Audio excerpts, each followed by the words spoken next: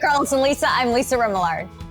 And I'm Carlos Amezcua. It's so nice to have you with us. I've been thinking an awful lot, and you know that's dangerous when I do that, Lisa. I know. Those are like the scariest words on the planet. I've been doing a lot of thinking. I've been thinking there are things that I am getting used to in this pandemic role that we're still sort of living in, that we're going to continue to do that we've been doing during the pandemic that we'll do once the pandemic is gone. Right, like things that we didn't used to do, but now are completely commonplace, right? Yes. Like things like going to the grocery store, not actually going into the grocery store and having somebody pick out your groceries and then deliver them to your car without even saying hi. The concierge service, like all of a sudden we, like, could you shop? Here's the list. I went through the menu. I'll be by at 4:15 to pick them up. Just drop them in my trunk. Thank you.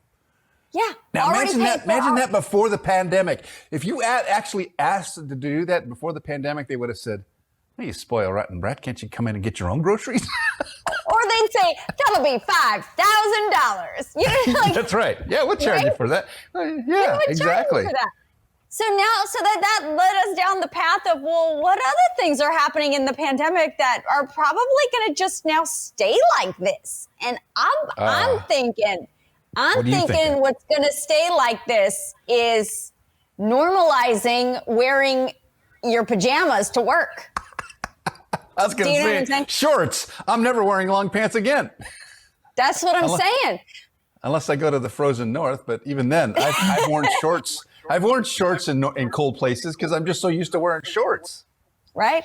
Well, the thing is that now we're going to I'm sure the majority of us are going to continue to work from home if you're lucky enough to have that kind of job.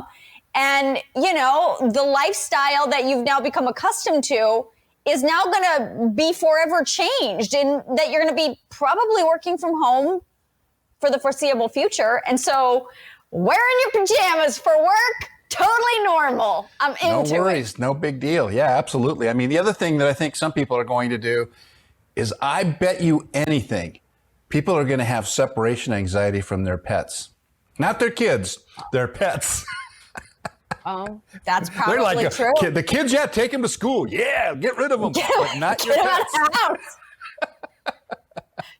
True that. Yeah, no, there's a lot of things. The other thing I was thinking when we initially had this conversation that we should talk about this, my first thing is, can I also normalize forever my hermit behavior that I've now grown very accustomed to? Like, I don't really leave my house ever. And I kind of like it. And as people think that because I've been on television for so long, and what you and I do on television, and we're so kind of out there, all the time, people think that I'm very outgoing and I really love to be. No, I do not like to be around people. It scares me. I'm very introverted. And so this whole living in my own house and never having to go, it's socially acceptable to stay at home all the time. I'm like, yeah, man, yes. I am into that. Do you realize how many people in our business are just like that? I've heard this more and more, that because of this situation, it has given birth or rise to the hermit in all of the broadcasters that say they were shy. And the only reason they're on television is because they're talking to a camera. They're not talking to people on the other side. And so it's an interesting engagement that we have with the camera and with the people that we engage with. But many of us in our profession would rather just stay home. And now we provided the tools and the excuse to do just that. It's, as George Costanza would say, it's totally socially acceptable to stay at home. It's completely acceptable.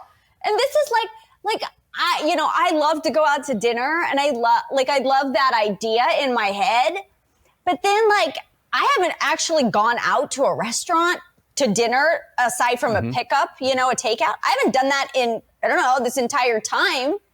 And I don't miss it at all. I'm like, I'll just stay home. It's so good. It's so good to stay home. See, that's going to be the refrain for 2021. It's so good to stay home. It's okay. Wait a minute. It's okay to stay home. Oh my gosh, are you kidding? Get out and enjoy life. I mean, that was kind of the way we were before that. I don't know. The pandemic has messed with our heads so much that, you know, I'm just trying to focus on what I would continue to do if this doesn't change. I mean, when it all changes and I have to go back to work. The shorts was one thing, the pets was the other, and grocery pickup was the last thing or the first thing that we talked about. But I'm telling you, how about traveling beyond a 5 square mile area? Yeah, that's another one that in my head, I'm like, what am I going to do about that? You know, like, yeah. I, as much as I love to stay home, I realize that that's probably not going to be, you know, able to happen all the time. The other thing I was thinking, you know, let's also normalize wearing a mask when you're sick. Like, how many times when you were not sick, I love that idea, did you walk into your office or walk into work and you're like, there's no mask? Like, you're just sneezing all over the place. Like, how many times did that happen? Let's just also normalize, if you're unwell, wear a mask. Wear a mask. Totally you know, I learned normal. that. I went to Tokyo many years ago, and I was unfamiliar with the whole mask thing, and I saw many people wearing masks, and I asked our friend there in Tokyo what was going on. Is there some sort of disease thing going on? He goes, no. If people don't feel well, they cover their faces so that they don't infect anyone else, and it stops a disease from spreading. And I thought, oh, that's a clever idea. And since then, I've seen it a lot, and I guess it's a cultural thing. But now the entire globe has been exposed to this behavior. So I bet that continues. And I hope it continues, because look at the flu numbers are way down, like non-existent. Totally. Yeah. Totally. And, you know, you and I have done stories, and we know people who have died because of the flu. And if this can be another preventative measure aside from the flu shot, then why not? See, it's not. So many things have changed, perhaps for the better. I'm trying to put a positive spin on it. That's a good spin, and I like it. And I think, you know, what it does is it signals that there's a light at the end of the tunnel. I'm hopeful. I'm excited that things will continue. But there's some nasty habits that I now have, like wearing shorts 24/7. That will never now go away. You know, I'm going to show up to a TV studio in my shorts. I was going to say congratulations to us on that one. Thank you. Yeah, I appreciate you sharing that. I don't know if you can stand sitting next to me in my hairy legs. I am being sarcastic. All right, we have a great show. We're going to take a quick break. We'll be right back.